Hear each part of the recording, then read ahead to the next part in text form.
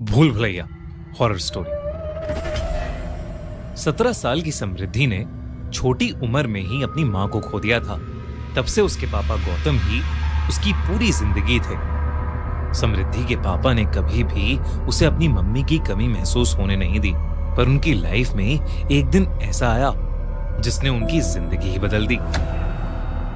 एक usual Sunday का दिन था। समृद्धि के पापा कुर्सी पर बैठकर अखबार पढ़ रहे थे और समृद्धि अपने रूम में कथक डांस प्रैक्टिस कर रही थी।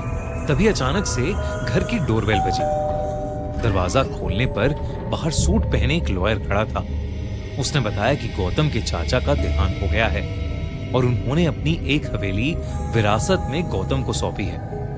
गौतम को यह बात बहुत अजीब लगी, क्योंकि गौतम की अपने चाचा से बिल्कुल नहीं बनती थी और वो करीबन 15 सालों से उनसे नहीं मिला था।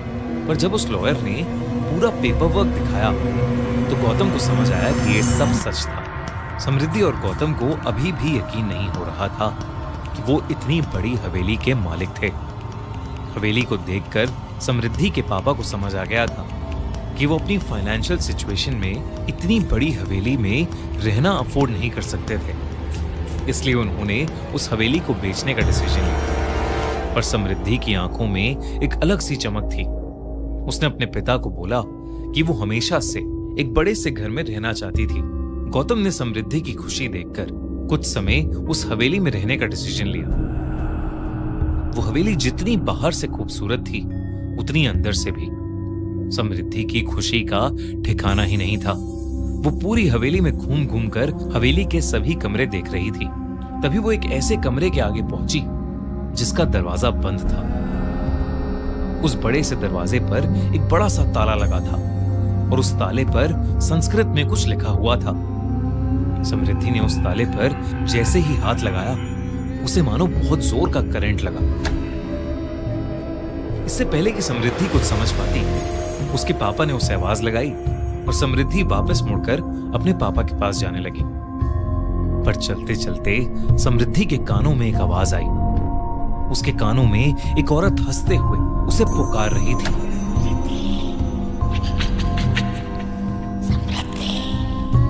समृद्धि अचानक से वो आवाज सुनकर पीछे मुड़ी, लेकिन तभी वो आवाज आनी बंद हो गई। समृद्धि ने इसे अपना वहम समझा और वो अपने पापा के पास चली गई। उस रात गौतम और समृद्धि अपने अपने कमरे में सो रहे थे, पर तभी गौतम की नींद एक आवाज से खुली।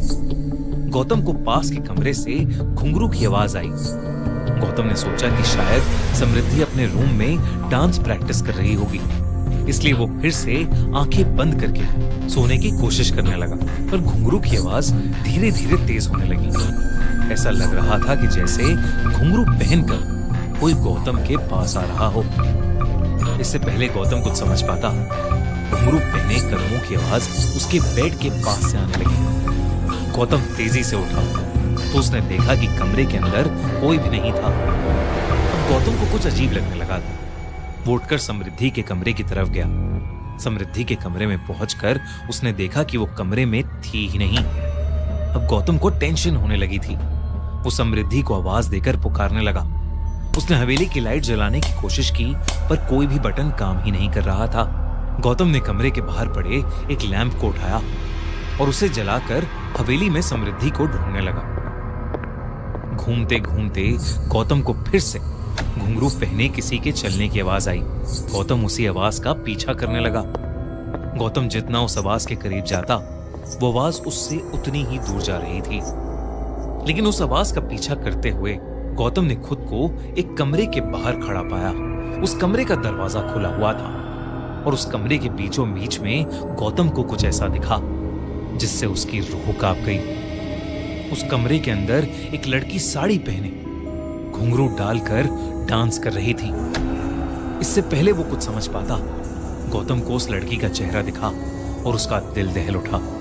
वो लड़की कोई और नहीं बल्कि समृद्धि ही थी। पर समृद्धि बिल्कुल भी नॉर्मल नहीं लग रही थी। उसने बहुत सारा मेकअप किया हुआ था और वो मेकअप उसके पूरे चेहरे पर फैला हुआ था। उसके बाल बिखरे हुए थे और वो बंगाली भाषा में कुछ गाना गा रही थी। गौतम ये सब देखकर बहुत डर गया और वो दौड़कर समृद्धि के पास गया। उसने जैसे ही समृद्धि के कंधे पर हाथ रखा, समृद्धि ने मुड़कर जोरों से चीख मारी और गौतम की छाती पर अपना हाथ मारा। गौतम समृद्धि का हाथ लगते ही कमरे से बाहर जाकर गिरा और उस कमरे का दरवाजा गौतम के मुंह पर बंद हो गया। ये वही कमरा था जिस पर समृद्धि को सुबह ताला दिखा था।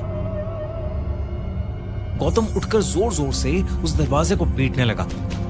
वो कुछ भी करके समृद्धि को वहां से बाहर निकालना चाहता था। गौतम पागलों की तरह उस दरवाजे को ठोकने लगा। तभी उसे अपने पीछे से एक आवाज आई जिससे वो रुक गया। पापा, आप ये क्या कर रहे हो? गौतम ने जैसे ही पीछे मुड़कर देखा, उसके पीछे नाइट सूट पहने समृद्धि खड़ी थी। समृद्धि ने कहा कि वो अपने कमरे में सो रही थी और उसे जोर जोर से दरवाजा पीटने की आवाज आई, जिसे सुनकर वो वहां आ गई। गौतम को अब भी कुछ समझ नहीं आ रहा था। अगर समृद्धि अपने कमरे में ही थी तो उसे दिखाई क्यों नहीं दी, और उस कमरे के अंदर मौजूद वो लड़की कौन थी? इन सवालों से गौतम का सर फटने लगा था, पर वो समृद्धि को डराना नहीं चाहता था। इसलिए उसने समृद्धि को अपने कमरे में वापस जाकर सोने को कहा। गौतम पूरी रात नहीं सोया। सुबह होते ही वो हवेली के पास एक मंदिर में चला गया। गौतम भगवान में बहुत मानता था और उसने मंदिर में जाकर अपने साथ हुआ पूरा किस्सा भगवान की मूर्ति के सामने बोल दिया। गौतम नहीं जानता था कि मंदिर का पुजारी भी उसकी बातें सुन रहा है। जैसे ही गौतम मंदिर से जाने लगा, मंदिर के पुजारी ने उसे रोककर पूछा कि आखिर वो रहता कहाँ है। और जब गौतम ने उसे बताया कि 2 दिन पहले ही वो पास वाली हवेली में रहने आया था, तो उस पुजारी का चेहरा सफेद पड़ गया। उसने गौतम को उस हवेली से तुरंत निकल जाने को कहा। जब गौतम ने पुजारी से बात की तो उस पुजारी ने बताया कि कई सालों पहले उस हवेली में एक राजा रहता था और मंजुलिका नाम की एक लड़की हवेली में नाच गाकर सबका मन बहलाती थी। पर धीरे धीरे राजा को मंजुलिका से लगाव होने लगा। पर मंजुलिका अपने साथ नाचने वाले एक साथी से बेहद प्यार करती थी। उस राजा को जैसे ही इस बात का पता चला, जलन और गुस्से की आग में उसने मंजुलिका और उसके साथी दोनों को ही जान से मार दिया। मंजुलिका की मौत हो गई, पर उसकी आत्मा उस हवेली में ही रह गई और आज भी मंजुलिका की गुस्से से भरी आत्मा उसी हवेली के एक कमरे में बंद है। गौतम को अब सब कुछ समझ आ गया था। जो कल रात को उसे दिखी वो कोई और नहीं बल्कि मंजुलिका थी, और अब उस हवेली में रहना उसके और समृद्धि के लिए खतरे से खाली नहीं था। वो उसी पल समृद्धि को लेकर वहां से जाना चाहता था, लेकिन जब वो घर वापस गया तो समृद्धि मंजुलिका वाले कमरे में बैठी हुई कल रात जैसे साड़ी और घुंघरू पहने हुए उस कमरे में बड़ा पुराना सामान देख रही थी। गौतम ने समृद्धि को वहां से चलने के लिए कहा, लेकिन समृद्धि वहीं रुकने की जिद करने लगी। जैसे ही गौतम ने समृद्धि को डांटा तो समृद्धि अचानक से गौतम पर ही हावी हो गई। उसने गौतम को उसकी गर्दन से उठा लिया और बंगाली भाषा में गुस्से से कुछ अजीब सा बड़बड़ाने लगी। कुछ ही पलों में गौतम की सांसें रुक सी गई थीं। वो दर्द के मारे छटपटा रहा था, लेकिन इतने में उस मंदिर का पुजारी कुछ लोगों को लेकर वहां आ गया और उसने तुरंत समृद्धि पर गंगा जल फेंका।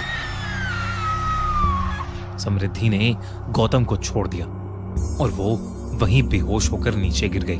गौतम और उस पुजारी ने वहीं पूजा करके उस कमरे को फिर से ताले से बंद किया और गौतम समृद्धि को लेकर उस हवेली से हमेशा हमेशा के लिए चला गया।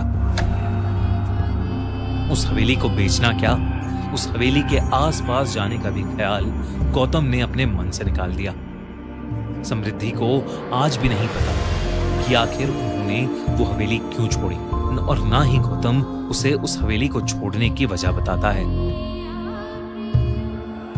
दोस्तों, अगर आपको भूल भुलैया का खूनी मंडे वर्जन पसंद आया तो जल्दी से हमारे चैनल को सब्सक्राइब करो और देखते रहो हर हफ्ते एक दिल दहला देने वाली हॉरर स्टोरी। और हाँ, क्लाउन सीजन 2 बहुत जल्द आने वाला है, तो स्टे ट्यून्ड।